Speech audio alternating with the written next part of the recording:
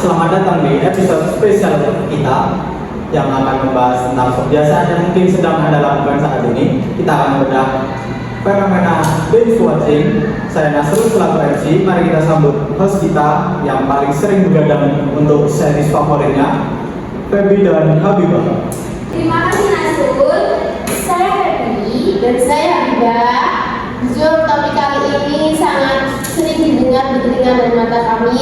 Jadi topik kali ini adalah maraton tontonan antara hiburan dan peralihan dari tugas sekolah. Betul sekali.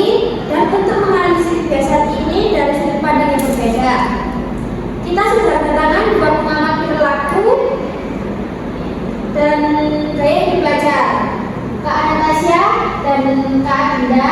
Selamat datang di podcast kami. Terima kasih Kak Feby, Kak Nasrul dan juga Kak Habibah. Senang sekali bisa membahas topik hari ini, di mana kita membahas mengenai binge watching tadi ya. Ya, senang bisa ada di sini. Sekarang pembahasan kita itu hal yang dekat banget sama kita ya. Jadi di sini kita harus setuju dengan dampaknya. Untuk Kak Anan, mengapa binge watching menonton berjam-jam tanpa henti bisa begitu aktif, terutama bagi pelajar? Apa sih alasannya? Alasannya apa ya? Jadi sebenarnya itu sederhananya itu mudah sekali. Biasanya kan kalau kita atau pelajar atau mahasiswa kan biasanya kalau setelah dapat banyak tugas kan pasti stres ya kita. Atau mungkin merasa kayak butuh hiburan atau butuh relaksasi ya, sehingga biasanya itu memilih untuk nonton film. Biasanya disebut juga dengan maraton tadi ya. Itu biasanya juga film itu dirancang untuk series itu biasanya dirancang untuk dengan alur yang menggantung ya biasanya. Dan itu kita sebagai penonton itu otomatis akan merasa bahwa kenapa alurnya sepertinya masih ada lanjutannya ya gitu, dan dibuat beberapa episode kan. Jadi sehingga itu bisa membuat kita lebih penasaran dan terus menerus untuk mau nonton film itu. Makanya itu bisa jadi kecanduan biasanya ya, atau mungkin menghabiskan waktu yang banyak karena nonton berepisode tadi. Kak Dinda, mari kita bahas dampak negatifnya dulu. Apa sih buat dampak buruk binge watching bagi seorang pelajar?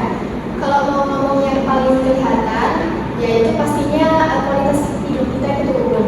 Nambah satu episode buat begadang itu efeknya panjang. Jadi kayak misal konsentrasi di sekolah kita itu turun, lalu tugas kita juga menumpuk, terus ujung-ujungnya kita juga stres sendiri karena tugas belum selesai gitu kan. Terus belum lagi kalau kesehatan fisik, karena biasanya kalau kita nonton gitu kan episode-episode itu pasti kan kayak duduk lama gitu. Jadi kita kurang gerak, terus badan kita juga betul-betul oke. Tapi apakah ada baiknya?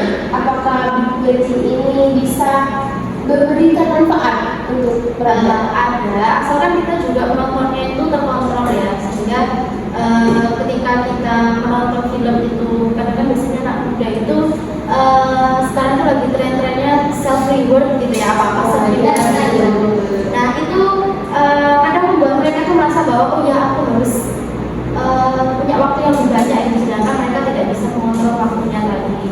Terus juga bisa juga dengan ini baru juga ya, dan misalnya ketika ada tugas ya sudah dikerjakan dulu baru nanti menonton. Nah efek positifnya itu ada juga melatih critical thinking kita gitu.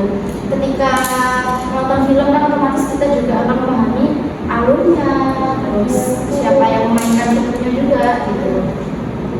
Atau mungkin juga menambah pengetahuan, yaitu mengenai bahasa asing ataupun mengenai budaya atau sesuatu yang baru dari film-film yang sudah kita tonton. Kak Dinda, sebagai penutup sesi ini, bagaimana sih tips sederhana untuk mengontrol kebiasaan binge watching bagi seorang pelajar agar tidak bisa jadwal belajar kita? Di sini kita bisa menerapkan aturan 2 episode ya. Itu aturan itu simpel banget sebenarnya. Jadi kita itu